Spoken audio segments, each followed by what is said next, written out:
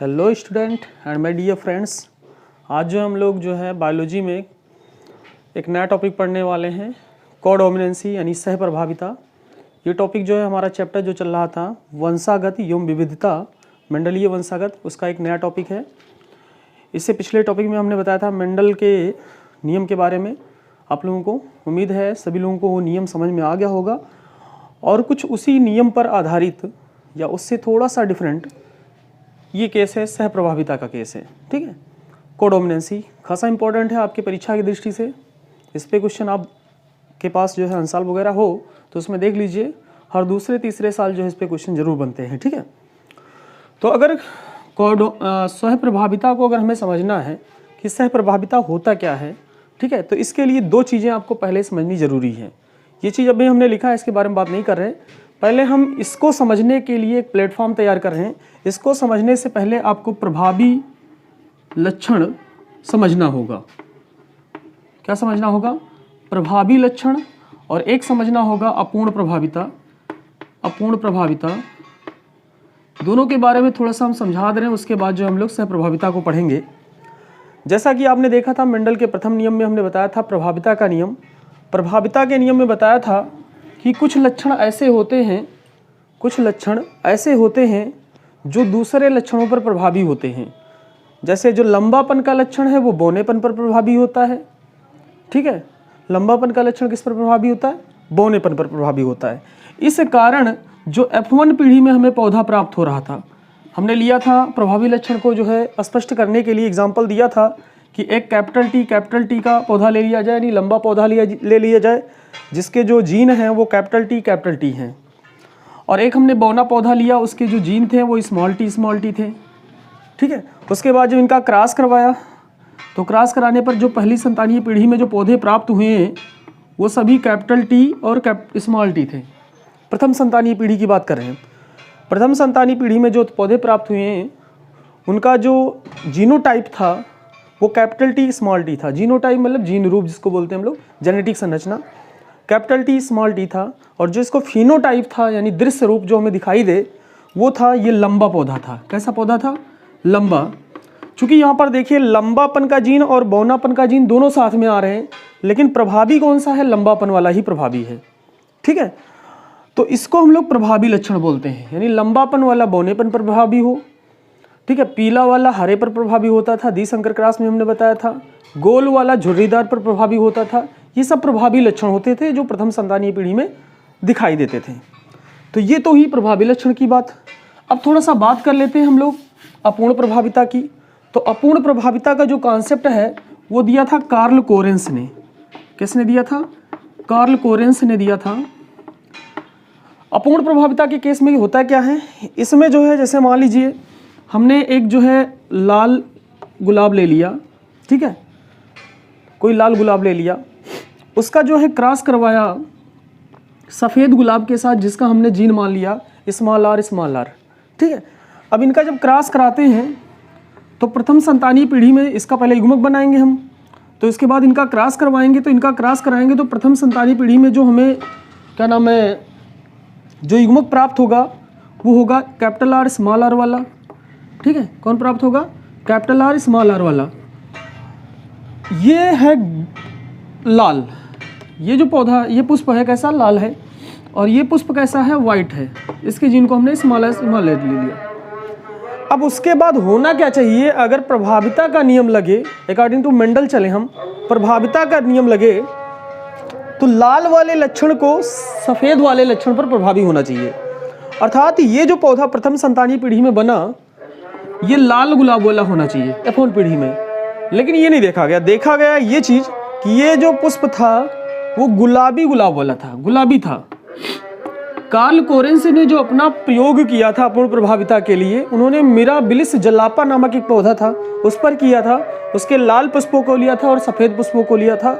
उसके बाद उनका क्रॉस करवाया तो देखा कि पहली पीढ़ी में ना लाल पुष्प वाले पौधे उगे, ना ही सफ़ेद वाले उगे। एक नया लक्षण उत्पन्न हुआ गुलाबी पौधे वाला। कौन सा? गुलाबी पौधे वाला। तो यहाँ पर ना ये वाला कैपिटल आर प्रभावी है ना स्मॉल आर प्रभावी है, यहाँ पर एक नया लक्षण निकल के आ गया। तो इसको हम लोग बोलते हैं अपूर्ण प्रभाविता। अब देखिए हम लोग बात करेंगे जो है सह प्रभाविता की। किसकी बात करेंगे? सह प्रभाविता की। अगर आपको ये चीज़ें समझ में आ गई हैं कि प्रभाविता क्या है, यानी प्रभावी लक्षण कौन से होते हैं और अप्रभावी लक्षण कौन से होते हैं, अपूर्ण प्रभाविता है क्या चीज़, तो बहुत ही आसानी से आप समझ जाएंगे सह प्रभाविता को। देखिए इसमें बताया क्या गया कि जब दो युग्म विकल्पी मतलब जैसे कैपिटल टी ये दो युग्म विकल्पी हैं, स्मॉल टी ये भी युग्म विकल्पी हैं, कैपिटल टी स्मॉल टी ये सब युग्म विकल्पी हैं। ये सब क्या है? युग्म विकल्पी। युग्म विकल्पी से मतलब होता है जो जीन होते हैं उन्हीं को युग्म विकल्पी कहा जाता है, मतलब जो जोड़े में हो। युग्म मतलब होता है जोड़ा, यानी जो जीन जोड़े में हो या जो कारक जो है जोड़े में हो। मेंडल ने जो है जीन के लिए कारक शब्द का प्रयोग किया था। जो कारक जोड़े में हो उनको हम लोग क्या बोलते हैं? युग्म विकल्पी।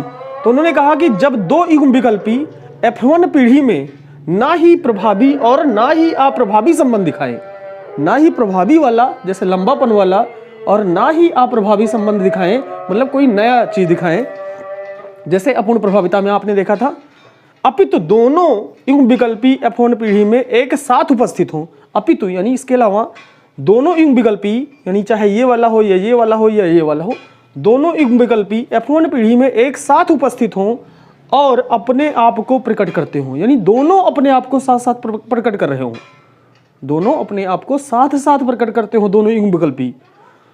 तो इस केस को हम लोग क्या बोलते हैं? सह प्रभाविता कहते हैं। एक बार फिर से समझिएगा कि जब दो युग्म विकल्पी F1 पीढ़ी में, यानी पहली पीढ़ी में जो प्रथम संतानीय पीढ़ी है, जब हम लोग जो है क्रॉस करवाते हैं उसके बाद जो प्रथम संतानीय पीढ़ी बनती है, F1 पीढ़ी में ना ही प्रभावी और ना ही अप्रभावी संबंध दिखाएं। ठीक है, ना ही प्रभावी जैसे लंबापन वाला था और ना ही अप्रभावी से मतलब है कोई दूसरा संबंध दिखाएं, अपितु दोनों युग्म विकल्पी F1 पीढ़ी में एक साथ उपस्थित हों और दोनों अपने आप को जो है और अपने आप को प्रकट करते हों। तो इस तरह के केस को हम लोग क्या बोलते हैं? सह प्रभाविता बोलते हैं। ठीक है, तो इस जो है परिभाषा को, डिफिनीशन को जो है आप लोग नोट कर लीजिएगा। उसके बाद इसका जो है हम एग्जाम्पल दिखा रहे हैं, आप देख लीजिए इसका एग्जाम्पल। चलिए इसका एग्जाम्पल लेते हैं। तो इसके एग्जाम्पल के लिए हम पहले एग्जाम्पल लेते हैं पशुओं का। एग्जाम्पल नंबर 1, पशुओं में रंग। पशुओं में रंग का एग्जाम्पल लेते हैं हम लोग। ठीक है, पशुओं में रंग का देखिए बहुत ही इंपॉर्टेंट एग्जाम्पल है। इसके बाद जो बताने वाले हैं बहुत ज़्यादा इंपॉर्टेंट एग्जाम्पल है, बहुत आता है ये। ठीक, इसके बाद का जो एग्जाम्पल, ये भी एग्जाम्पल देख लीजिए पहले पशुओं में रंग का। तो इसके लिए हमने क्या किया, एक कोई पशु ले लिया जो रेड कलर का था। कैसा था? रेड कलर का था। और एक कोई पशु ले लिया जो वाइट कलर का था। दोनों समान प्रजाति के ही हैं, एक ही जात के हैं। ठीक है, दोनों को हमने ले लिया। इसका जो जीन था उसको हमने मान लिया कैपिटल R, और इसका जो जीन माना वो माना स्मॉल r। रेड के लिए कैपिटल R का प्रयोग कर रहे हैं और वाइट के लिए जो है स्मॉल r का प्रयोग कर रहे हैं। तो इसका जो युग्मक बनेगा वो कैपिटल R ही बनेगा क्योंकि दोनों समान हैं, और इसका जो युग्मक बनेगा स्मॉल r बनेगा।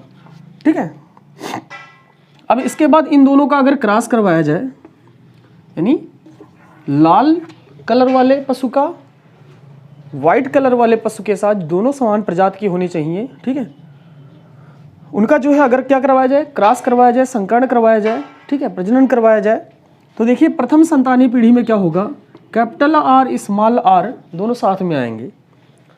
अब ये जो कैपिटल R स्मॉल r है, यानी ये जो पशु बना या ये जो क्या नाम है नस्ल पैदा हुई, ये जो नस्ल थी ये ना लाल कलर की थी ना वाइट कलर की थी, ये थी चितकबरी। कैसा था? चितकबरा था। चितकबरा का मतलब ये होता है कि जैसे कोई पशु है उसके शरीर पर कुछ लाल धब्बे हैं, कुछ जो है वाइट धब्बे हैं, उसको हम लोग चितकबरा कहते हैं या इंग्लिश में रोन कहते हैं। क्या कहते हैं? रोन। तो इस स्थिति में देखिए जो हमने परिभाषा बताई थी वो परिभाषा यहाँ पर लागू हो रही है कि मतलब जो है जब दो युग्म विकल्पी साथ साथ आते हैं तो F1 पीढ़ी में ना प्रभावी लक्षण दिखाई देता है और ना ही अप्रभावी लक्षण दिखाई देता है, अपितु दोनों लक्षण एक साथ अपने आप को दिखाते हैं। तो यहाँ पर देखिए चितकबरा मतलब ये हुआ कि उसमें लाल रंग के धब्बे भी हैं और सफ़ेद रंग के धब्बे भी हैं। मतलब वो पशु जो है इस तरह से कलर हो गया, चितकबरा हो गया, ठीक है। अब उसमें लाल वाला भी अपने आप को दर्शा रहा है और सफ़ेद वाला भी अपने आपको साथ साथ जो है दोनों को दर्शा रहा है। तो ये जो है एक प्रकार से किसका एग्जाम्पल हो जाएगा, सह प्रभाविता का एग्जाम्पल हो जाएगा, ठीक है। इसी तरह से एक एग्जाम्पल और देखते हैं हम लोग। अगला एग्जाम्पल है जो कि बहुत इंपॉर्टेंट है, मानव में ए बी रक्त समूह। मानव में जो ए बी रक्त समूह होता है वो सह प्रभाविता को दर्शाता है, ए बी रक्त समूह, ठीक है। ये अगला एग्जाम्पल है हमारा, मानव में ए बी रक्त समूह, ठीक है। देखिए मानव में जो ए बी रक्त समूह होता है उसके बारे में आपको बता दें, जैसा कि आप लोग जानते हैं कि मानव में 4 प्रकार के ब्लड ग्रुप होते हैं, ए बी और ओ, ठीक है।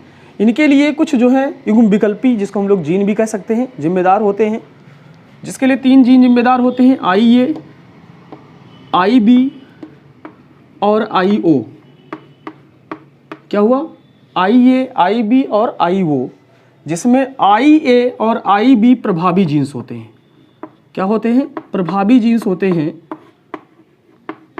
जीन्स होते हैं, यानी अपने आप में दोनों प्रभावी होते हैं।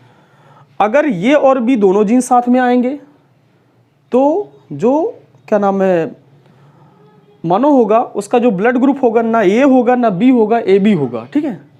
अगर आई वो साथ में आ रहे हैं तो ये वो जो होता है अप्रभावी जीन्स होता है। क्या होता है, अप्रभावी, यानी इसका लक्षण जो है दिखाई ही नहीं देगा, ठीक है, केवल ये वाला लक्षण ही दिखाई देगा। या बी के साथ वो आता है तो उसका भी लक्षण नहीं दिखाई देगा, ठीक है। तो मतलब ये हुआ कि मानव में जो रुधिर वर्ग का निर्धारण होता है वो 3 युग्म विकल्पी IA, IB और IO करते हैं। कौन कौन करते हैं, IA, IB और IO करते हैं, ठीक है। इन्हीं तीनों जो युग्म विकल्पी हैं वो मानव में रुधिर के वर्ग का निर्धारण करते हैं। तो इसमें हम लोगों को जो है AB रक्त समूह को दिखाना है, क्योंकि यही जो है सह प्रभाविता को दर्शाता है। तो जैसे मान लीजिए एक कोई मानव ले लें हम, कोई पुरुष है जिसका रक्त समूह जो है A है, जिसका ब्लड ग्रुप क्या है, ये है। मानव है, पुरुष है जिसका ब्लड ग्रुप क्या है, ब्लड ग्रुप जिसको हमने BG लिख दिया है, BG है A, ठीक है। और एक कोई स्त्री है जिसका ब्लड ग्रुप क्या है, BG B है, क्या है, B है। तो देखिए इसका जो विकल्पी बनेगा ब्लड ग्रुप ये वाले का, इसका 2 हो सकता है, 2 केस हो सकते हैं। या तो IA होगा या तो IO होगा। जैसा कि हमने बताया कि IA जो होता है IO पर प्रभावी होता है, इस कारण इसका भी जो ब्लड ग्रुप होगा वो IA ही होगा और इसका तो IA होगा ही, मतलब ये ग्रुप होगा ही इसका, क्योंकि दोनों जो है सेम है। अब अगर स्त्री जो है वो ब्लड ग्रुप B वाली होगी तो इसके 2 प्रकार के जेनेटिक संरचना जो है संभव हो सकती है, 2 प्रकार के युग्म विकल्पी संभव हो सकते हैं। एक होगा IB और एक होगा IO, ठीक। अब इनकी अगर शादी इनसे करा दी जाए तो देखिए पहला केस ये हो सकता है कि इसका IA आएगा, इसके IB के साथ जुड़ेगा, तो IA IB के साथ जुड़ेगा तो IA IB, ठीक है, इस तरह से बनेगा। अगर यही वाला इसके साथ जो है जुड़ रहा है तो भी IA IB बनेगा, ठीक है। अगर ये वाला जुड़ रहा है इसके साथ, ठीक है, तो भी IA IB बनेगा। या ये वाला इसके साथ जुड़ रहा है तो भी IA IB ही बनेगा। इसी तरह से इसका भी आप कर सकते हैं, इसका भी, लेकिन इसको दिखाने से कोई फायदा नहीं है, हमें सह प्रभाविता को दिखाना है इसमें।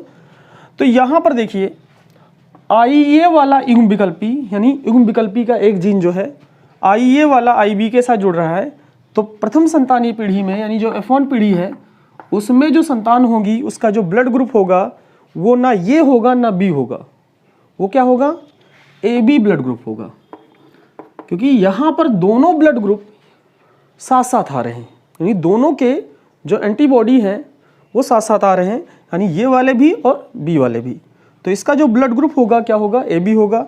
इसका भी जो ब्लड ग्रुप होगा AB होगा और इसका ब्लड ग्रुप भी AB होगा, इसका भी AB होगा। तो इससे स्पष्ट क्या होता है, इससे स्पष्ट ये होता है कि कुछ लक्षणों के युग्म विकल्पी जो है ऐसे होते हैं जो तो ना प्रभावी होते हैं ना अप्रभावी होते हैं, अपितु जब वो साथ में आते हैं तो वह लक्षण के युग्म विकल्पी अपने आप को प्रदर्शित जरूर करते हैं, साथ साथ प्रदर्शित करते हैं। यानी ये वाला भी प्रदर्शित करेगा और बी वाला भी प्रदर्शित करेगा। ऐसा नहीं कि कोई नया ब्लड ग्रुप बन जाएगा यहाँ पर, ठीक है। तो इस तरह से आपने जो है सह प्रभाविता को समझा कि सह प्रभाविता होता क्या है, और सह प्रभाविता के ऊपर जो है आपने एग्जाम्पल देखा। हमने जो है पशुओं में रंगों के बारे में एग्जाम्पल बताया कि वहाँ पर भी सह प्रभाविता होता है, और मानव में AB रक्त समूह वाले लोगों में जो है सह प्रभाविता ही देखा जाता है, क्योंकि उसमें A और B दोनों युग्म विकल्पी साथ में आते हैं और दोनों अपने आप को प्रदर्शित करते हैं, ठीक है। लेकिन इन चीज़ों को समझने पहले सबसे पहले हमने जो है आपको प्रभाविता का नियम बताया और अपूर्ण प्रभाविता बताया, ठीक है। प्रभाविता के नियम में आपने देखा था कि प्रथम संतानीय पीढ़ी में जो प्रभावी लक्षण होते हैं वही अपने आप को प्रदर्शित करते हैं, और अपूर्ण प्रभाविता में आपने क्या देखा, जो कि कार्ल कोरेंस ने दिया था, मिराबिलिस जलापा नामक पौधे पर प्रयोग किया था कि अगर लाल पौधे का हम संकरण जो है करवा रहे हैं सफ़ेद पौधे वाले के साथ, तो F1 पीढ़ी में ना लाल आता है ना सफ़ेद आता है, एक नया जो है लक्षण आ जाता है गुलाबी। तो वहाँ पर क्या था, एक नया लक्षण आ रहा था। यहाँ पर क्या हो रहा है, सह प्रभाविता में ये नया लक्षण आ तो रहा है लेकिन दोनों साथ साथ अपने आप को प्रदर्शित कर रहे हैं। अपूर्ण प्रभाविता में लाल वाला और सफ़ेद वाला दोनों साथ साथ प्रदर्शित नहीं कर रहे हैं अपने आप को, एक नया लक्षण आ जा रहा है। और यहाँ पर क्या हो रहा है, दोनों लक्षण अपने आप को साथ साथ प्रदर्शित कर रहे हैं। जैसे आपने चितकबरा रोन वाला हमने एग्जाम्पल बताया था पशुओं में, उसमें क्या था, लाल वाले रंग वाले जो है अगर पशु का प्रजनन करवाया जाए, संकरण करवाया जाए सफ़ेद रंग वाले के साथ, तो उनकी जो संतानें होती हैं F1 पीढ़ी में वो चितकबरी होती हैं, अर्थात उन पर लाल धब्बे भी होते हैं और सफ़ेद धब्बे भी होते हैं, अर्थात दोनों लक्षणों के जो युग्म विकल्पी होते हैं वो अपने आप को प्रदर्शित कर रहे हैं, ठीक है। तो ये चीज़ें हैं सह प्रभाविता में, ठीक है। इसको बहुत ही ध्यान से देख लीजिएगा, और आप लोगों को ये वीडियो कैसे लगी ज़रूर बताइएगा कमेंट सेक्शन में, ठीक है। धन्यवाद।